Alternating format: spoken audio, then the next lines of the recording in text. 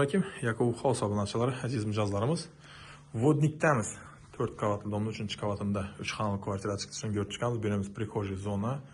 Ko'rib turganlaringizdan qo'lyodon rakonal tashak ketilgan.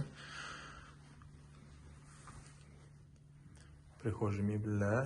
Qaranglar, birinchidan ko'rib ketamiz. Детский spalnimiz. Отопительный sistema boshimdan qo'yilgan, duh konturni.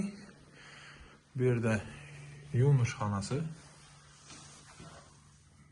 Onu patologacha kafeden götürürsün. Otopительni duh konturni kaçollarım var. Bölümümüzde yine katta spalnisi, ota-onalar spalnisi, patologlarını açıcı oynatıp koydular.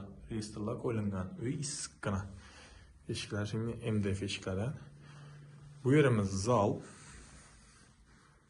Zallar shunday ovoylar bilan remont qilib ko'ydilar, chiroyli qilib. Devorlar atrezallar asabinden. Uy akkuratni doğru gelip yaşadığın sostoyaniyada. İki tane spalnisine bir ya fon ya abo yapıştırıp verseniz de buldu. Bir yerinde yine bir o katlanan zonasıyla üstel kürsün. Ya da bir koysazlarım buladı. Ya da bütün sistemlerim koyulgan bir. Bu tarafımız balkon. Yakınlar balkon şimdi belentlet koydular. Çünkü teyinde harzatlarınızı, bankeleri saklap bilesler. Kuxnyamız bu tarafa çıkan yine.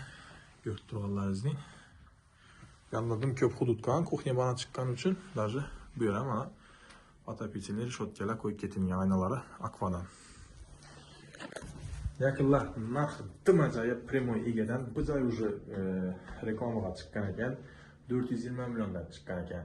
Yakınlar bilasizlar ki o House Ramazan aksiyadan taşkaram, joylarning üstüne pul koyup hech qachon ishlamagan. Ega 380 milyon so'ragan ekan, napasda ekan nomeri bemalol telefon qilib, ega bilan savdolashaverasizlar.